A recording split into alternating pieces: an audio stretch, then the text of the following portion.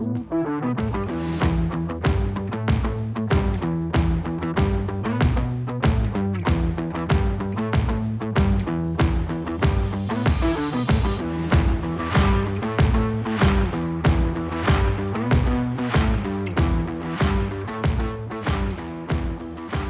and welcome to the Defining Your Niche podcast, where we do a deep dive on alternative asset classes in commercial real estate, especially self-storage and small bay industrial flex, which is what brings my current guest to the table. Really excited. I got a chance to connect with Shane Floyd late last year.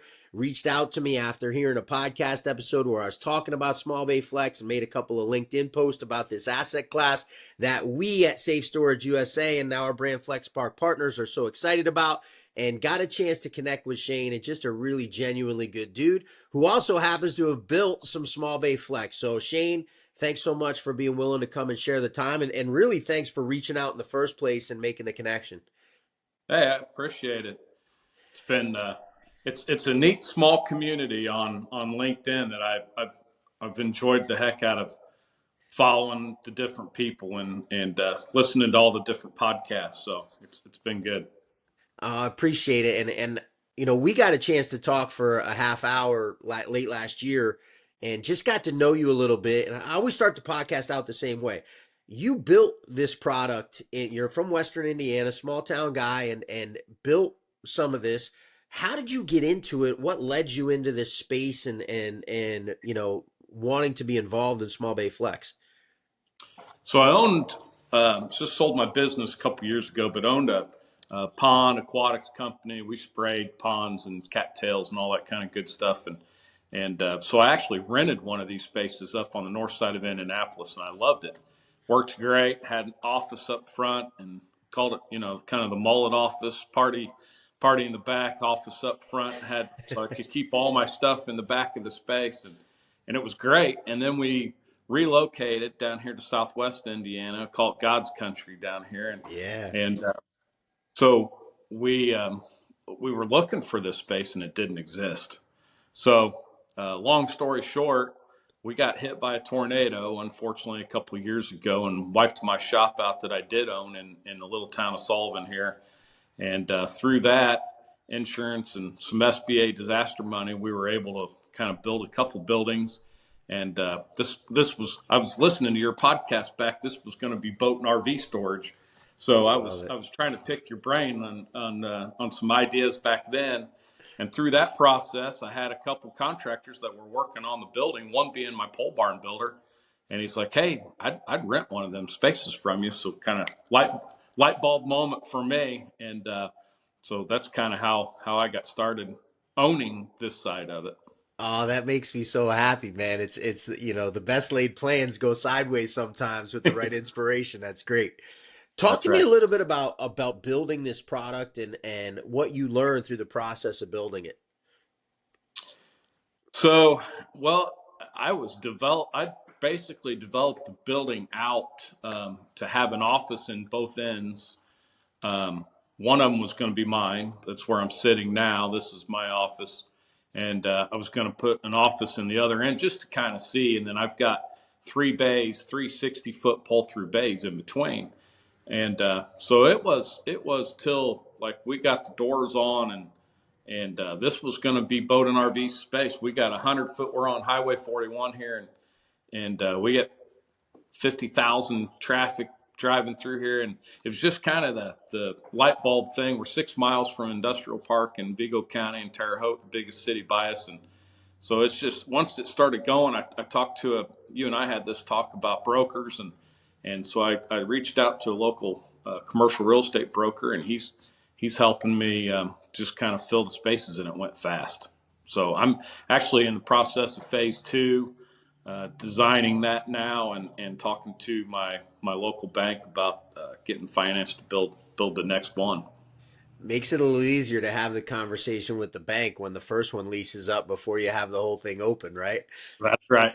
Right. That's fantastic. So any lessons you learned in building the first stage that are going to make some changes maybe as you go into the second phase, or things you might do differently? Or Oh yeah, I think you build a house and build another house, and you've learned some of the mistakes that you've made. So um, I wouldn't say necessarily mistakes, just learning things. The next one, I'm going to do all offices with warehouse behind them. It'll be a 5,000 square foot um, building with 5 bays in it. So this one I just have two with the pull throughs, which are rented, but the guys who have the pull throughs rented, they want the office space. So Yeah. kind of what I found was, and it just drives my rent a little higher too, having the office and a bathroom and then the warehouse in the back, and having highway frontage. We've got signage out here on the highway for all of our tenants on a sign and above each space. So they get a lot of value out of being here instead of their garage at home or Yeah. being off the beaten path. They're getting customers just from their location. Yeah. So, question for you as you're building these, you're in Western Indiana. We were just talking before we went live. It's been an interesting winter to say the least, as far as temperatures go. It's as cold as I can ever remember it being in New Jersey, and you're in a place that gets significantly colder than where I'm at. I'm interested to know how you're going about heating and air conditioning in these units. Are you putting heating? Obviously, in the office, you're going to have to put heating and air conditioning. But the warehouses, I mean, you guys get some pretty frigid temperatures in the winter. Are you going to be heating the warehouses as well as the offices, or? So on this one, I did not. We've got many splits in the office areas, Yeah, and they've done incredibly well. They're super energy efficient. yeah, We've got some Airbnbs. We put them in our Airbnbs as well, and they work great. The next phase, what I'm hoping to break ground and get the shell up, and then just kind of let the market tell me yeah. what they're needing. I haven't ran into anybody yet who needed heated space. Um, so I think I've got of the five that the 5 units, I've already got probably two of those leased up once I get them built. So, and none of them have mentioned heat in the bay space. So just kind of as we go, I'm sure one of them or maybe the next building they'll all have heat because again, I can probably drive a little better rent if it's climate controlled back there. It's so interesting to me. You talk about this, and one of the things we really love about this space. I know you were on with us when we had the Discovering a Small Bay Flex event a couple weeks ago, and it's been a long time since anybody built a significant amount of this product, except for in Dallas, Texas. Apparently, Texas is like the hotbed of people who are still building small bay flex. But we've seen that big box industrial, your Amazon warehouse and Wayfair warehouse and all those. They were so profitable for developers that you just didn't see this small space. So it's so intriguing to me and quite frankly exciting as we're embarking on building some of this stuff as well, that it just doesn't exist in a lot of places. There's just not product.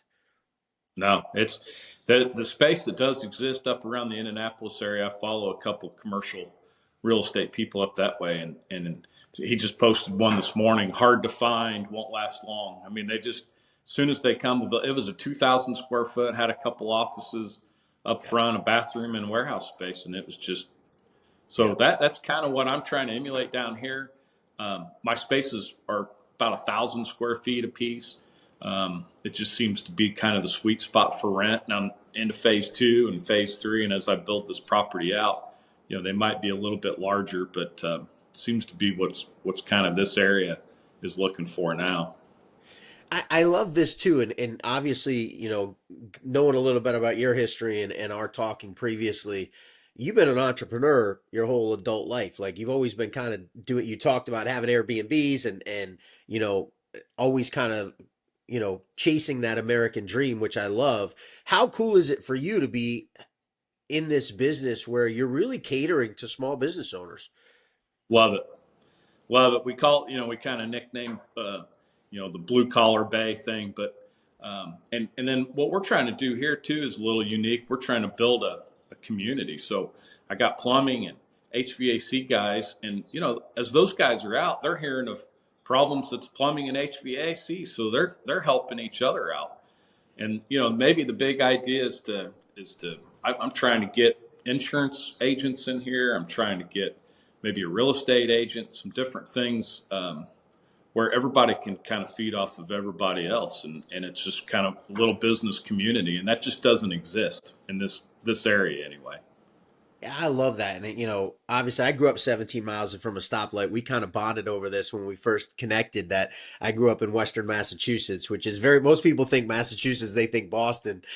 Western Massachusetts, much more like Western Indiana than it is like Yeah. Boston. And it's that idea of bringing life to a small town, right? Like these small businesses are the lifeblood of the town, and when you can connect them, we know how that works. When people start doing business together, it just starts to grow. Yeah. Yeah, we're wedged between, so Terre Haute's 50,000 people population or so, and then we've got Sullivan's, a little town here south of us, got 5,000 people in it, and then Robinson, Illinois, we're right on the Indiana-Illinois line. So they've got refineries and little, maybe 10, 15,000 people population. There's a lot of blue collar. I mean, this is just blue collar folk, and Yeah, and the guy who's ready to graduate from his garage, and he wants to be, have something that his wife or his daughter or somebody can sit in the office space and do the phones, and he's working and out doing his service calls and stuff. That space doesn't exist for an affordable price. I mean, you can get into Terre Haute and they're 10, 15, 20, $25 a square foot. I'm trying to hover, our base rent's $1,500. yeah, affordable for people that are local to Sullivan. Yes. Yeah. I love that, man. Listen, I'd be remiss. I'm from Massachusetts, and I grew up in the. You and I are of an age, right? You can tell by the gray and the beards. I'm a little Yeah. older than you, based on our college graduation dates. But I grew up with the Celtics in the 1980s, so I'd be remiss if we don't mention like you're right down the street from Terre Haute, Indiana, and Larry Oh Bird. yeah. Very Yeah. lucky to have met Larry Bird in person at one point, which was kind of a neat deal. But I want to talk about that a little bit because that's kind of a big deal in Western Indiana is that basketball culture and Larry Bird, obviously the person that came out of that area and had the most success. How cool is it to be in that area and have that kind of level of celebrity there? Well, who's more blue collar when you think of than Larry Bird? I Nobody. mean, Larry's story is the American dream. I Yeah, mean, it doesn't get the kid that grew up in French Lick, Indiana, to get to become Larry Bird doesn't. That yeah, that story is very, he's the 1% of the 1%. So yeah. it's great, and it's something that I know this area is. We've got a just opened last year a Larry Bird Museum now, which I'll have to get you to come to town, and I got we'll to get go. out I there. haven't been there yet either. I'm waiting on you. You come out, we'll go up there I and love check it out. that. I'm feeling a road trip this summer. That's awesome. There you go. It's great. Like I said, it's just this area is a blue collar area, and people work hard, and so to be able to and like I said, it's more than the buildings. The buildings are great, and the income, of course, is great, but the community's great, and everybody's sharing everybody else's stuff on their social media pages, and we try to do a good job and thank our tenants and thank our people on our socials, and that goes a long way, out in kind of middle of nowhere, Indiana. I love that. I just it makes me happy, and it's one of the reasons I love this. My father grew up on a farm. We talked about this, and grew up on his father was a 40-acre potato farm, and milk cows and got eggs from chickens. I was lucky enough not to have to live quite that rough as a kid, but that idea of somebody and every one of my father's siblings, there were seven of them, five brothers and two sisters. The five brothers, every one of them owned their own business. And I think we're kind of losing some of that as we've transitioned. When my dad was born, it was very normal to have been raised on a farm. That was the vast majority of Americans.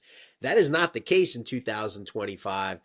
That entrepreneurial journey is kind of the lifeblood of America, though, right? It's kind of what's made our country our country. So how cool to be in this space where you're seeing that firsthand. Absolutely. I mean, my dad was a factory worker, and my mom waited tables, and eventually became a real estate agent. But it's like, we're blue collar family, so this is right up my alley, and I think we're losing a lot of those trades. When I was in high school, and I'm sure you as well, I took welding, I took auto body, I took mechanics class. They let us bring our cars in and change the oil in school. I mean, Yeah. we're losing that. I Yeah. mean, I love my kids, but I'm not sure that most of them could check their own oil without, YouTubing it or watching it on, or Yeah. calling dad and asking me to do it for them. So Yeah. it's just, we're losing a lot of that. And what's going to happen when this generation retires that's doing HVAC work and plumbing work? I mean, Yeah. AI is not going to replace that work. No. It's I'm going to throw myself under the bus here. I spent one summer with my Uncle Pete on the family farm when I was 12. And I realized after about 2 weeks of picking rocks out of rows of potato fields that I was not going to be somebody working on the farm. So I Yeah. avoided everything to do with shop class or anything blue collar as a kid. Just because I had that summer working on the farm, I knew I was going to pursue using my brain as much as I could, which is great incentive in school to get great grades. That being said, I lived in a town, and this always bugged me for most of my adult life. I lived in a town here in New Jersey that is a blue collar town. Those are the people I feel most comfortable with because that's what I grew up with. That's what my dad is. That's what we're from. That's my roots. And it was plumbers, it was electricians, it was guys that owned their own handyman business. That was the lifeblood of that town. And over the last 30 years, their school system, and it was following state mandates and testing and all that good stuff. They got rid of all those classes for trades in the school. And you had to go to the county, right? To the Burlington County, New Jersey. There's a BCIT, they call it, to the trade school. And a lot of kids don't want to leave their friends to go to a trade school. And so a lot of these kids they're going to a school that's putting them on a college track. Well, their dad owns his own plumbing business. He doesn't want to go to college. He wants to go be a plumber with his dad. And so just reinforcing your point. You're 1,000% right that we've kind of lost this part of what was a big part of American culture, which is you could go to school and learn a trade and graduate high school and be ready to go out in the workforce. Interested to see if that starts to flip around a little bit. I absolutely think it is. In this area, so we've got Ivy Tech, which is kind of our trade school. And I remember when I was in school, I had no business trying to go to a 4 year college, and I didn't get accepted to a 4 year college. I went Yeah. to a 2 year trade school. Yep. And now I think that the trade schools, we've got a lot of coal mines. We've got this Intech Park is exciting in the industrial park that's opening down the road that's making batteries for all these EVs and everything. And Love it. so and those jobs used to when you thought of a plumber you thought, oh, well, he's probably Yeah. not making it. Those guys are making money today. Whew. I Listen, when mean, you underwrite a development project and you see the line item for the laying the lines for the toilets, and we're our small bay flex is 35 units, right? You're gonna yeah. plumb 35 units with toilets and sinks and yeah, they're not doing terribly. No, and it's kind of interesting to bring that up because my next project here, I'm using my guys that are renting from me are going to be my plumbers on this project. They're going Yeah. to be my HVAC people on this project, and so just having some conversations with them about. We were out looking at the ground when it was unfroze there for about 3 days. Now it's froze solid again, but we were out looking at things and trying to get a layout on the plan of sewer and water and all those infrastructure things and it's a big piece to any project. Yeah. That's awesome, man. I love that you talked about that idea, and this is something I hear from everyone that's in this space. Jeff Pascal, who you got to hear from, he was talking quite a bit when we had the Discovery Small Bay Flex down in DFW. Talks about that camaraderie in these parks where the guys show up in the morning and they talk during the morning, and inevitably we know we always say in my business in acquisitions in storage and in Small Bay Flex, conversations lead to contracts. But Yeah. conversations lead to business in a more general sense, right? So when you put a bunch of business owners in that small space and they're seeing each other every day, you can't help but lead to business happening among those people. Yeah, yeah. There's a lot of good, synergies between them. I'll be over talking to a few of them, and I'll hear them say, this was on a call today, and you need to give them a call because they're having furnace problems, or so there's a lot of that cross sales, and I mean that's small business, right? I mean we're not plugged into the big machines that are just pumping out leads and pumping out whatever. I mean, this is, we're going mom and pops, got a plugged toilet, or their heaters on the fritz, or and most of these people we know. So when these guys are going out on a call, it's Uncle Henry's fourth cousin type thing. I mean, this is this isn't strangers. These are people, for the most part, people that we know. It's in our Yeah. community. I love that, and what it means to be able. And I always used to think about this, and for you, I came my first job in commercial real estate was with a self storage developer, ground up construction, and to go to a job. So we were building a 140,000 square foot facility. I mean, so it was a pretty massive project, maybe a little bigger than Western Indiana needs right now. But moral of the story, I would go to the site and there'd be 50, 100 guys, women working on the site that are all trained trades making a really good living. And how cool is that to bring that? Now, I live in greater Philadelphia. I mean, there's 7 million people in the greater metro area. So there's a lot of people here. But how cool is it to be involved in something where you're helping people make money. You're helping people make a living and put food on their plate. And that money starts to circulate around a local economy and do some serious good. Yeah, when we make a post thanking somebody for when we get a new tenant, and we'll do a little post thanking them, and then they can share that, and it kind of helps. I don't want to say legitimizes their business, but for somebody that's worked out of their basement or their garage, and to be able to come into a space like this that they get to call theirs, you know what I mean? That means something. That they're growing. Um, Yeah. their family and friends are excited. I mean, we'll have people be moving in, and they'll have friends and family and everything else here helping them set up desks and stuff in their new office. So it's a lot of it is more than just a place to work. Yeah. I love that, man. Just giving people that sense of pride and that sense of ownership. And listen, there's nothing wrong with running a business out of your house. I'm sitting in my kitchen as we're taping this podcast, right? I'm one of those people lucky enough to work from home, but there's something really special about getting your business to that level where you have that place to do business. And what a blessing to be involved in and being able to bring that to people. Absolutely. I remember when I got to get my office, and this flex space I rented, and it was exciting. They put my sign up. I mean, as a small Yeah. business owner, you get to see your sign, on a building. It's a dream. It's a dream come true for a lot of these people, and myself included. Yeah. Love that. Shane Floyd, man. I'm so excited that we got a chance to connect and looking forward to having these conversations. I want to ask if you'd be open to if somebody's watching the podcast and catching it, and especially someone, listen, we're building a 57,000 square foot small bay flex building that's going to have 35 units, a little different animal than someone who is in Western Indiana and is building something for his local community. If somebody wants to reach out to you, wondered if you'd be open to answering some questions for somebody who's looking to do a project similar to yours. What's the best way for somebody to get a hold of Shane Floyd if they want to ask you a few questions? So again, I'm a small town guy. So text me probably is the best way. I heard somebody on your podcast, the last one I listened to, was talking about don't call me because you get so many phone calls and stuff you don't know who it is. But text me. My cell is 812-564-0107. And then Shane at Black Barn Development is a good email to reach me at.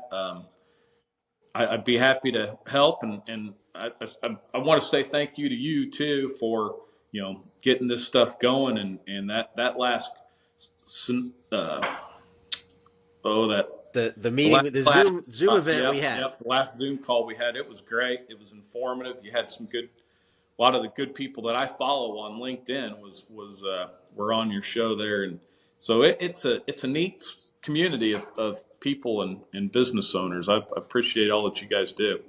Well, we're so excited about the space. quite frankly. And for many of the reasons we talked about, we love it for a few reasons. There just isn't a lot of it. It's certainly not oversaturated around the country. You know, there's some No, places, I mentioned DFW, where there's been a lot of it being built down in Dallas, Fort Worth. But the reality is, as I'm looking at markets around the country, there just isn't a lot of it. It makes sense because there were other things that you could build as a developer that made more sense financially to build over the last 20, 30 years. That's changing a little bit. But the real reason I'm excited is because we're going to be giving space to small businesses, and that's my life journey. That's what my family's been. It's been, we've been small entrepreneurs, and that listen, that's the vast majority of businesses in America. You know, most businesses absolutely. are not Fortune 500. Very, very minuscule amount. So really excited to be involved in it. Thanks for the kind words. I did not pay you for the transition, but April 22nd from 10 a.m. to 2 p.m. is the next event. We'll have information out for that very shortly, so you guys can put that down on your calendar. We'll have another great lineup of speakers that have been involved in Small Bay Flex. What I loved about that, and you know, you're the same way, is that people are really willing to share. Yeah. Nobody's holding information in and trying to keep secrets. They're willing to tell you what's working and what's not working, and help you go out and be successful. So really looking forward to that event. Shane, I knew this was going to be the case when we met a couple months ago and talked. So thankful you got a chance to come on, and really grateful for you for joining me and sharing your journey. Yeah. Thanks for having me on. I appreciate it, and look forward to our talks and get to Indiana so we can go to that I Larry Bird. listen, you have no idea what a fan of Larry Bird I was when I was a little kid, man. That was my idol. So it's always cool connecting with someone that's a driving distance to Terre Haute. Pretty cool story. I'll never forget this, by the way. You're talking about this in a little bit of the Western Indiana culture. His story about shooting free throws every morning with everyone from the team except the point guard. And Yeah. then they had the state championship game, and the point guard's the one that got fouled at the end of the game and missed the free throws. And that Yeah. story has stuck with me for my whole life, right? About, you know, listen, nobody makes it big without that sacrifice. And Yeah. the light always shines on what you don't do just as much as it does on what you do. So that'll stay in my heart forever, that little bit of Western Indiana and work ethic. So appreciate connecting with you. I could go on forever. That's it for Yeah. this episode of the Defining Your Niche podcast, where we dig into alternative assets within commercial real estate. Love talking self-storage and small bay flex. You guys have any desire to connect on those issues, you know how to reach me. You can catch me by email or on LinkedIn. I'm all over social media. Shane, you've seen his phone number. He's invited you to text or shoot him an email if you have any questions about doing a small bay development. We'll see you guys next week. Thank you.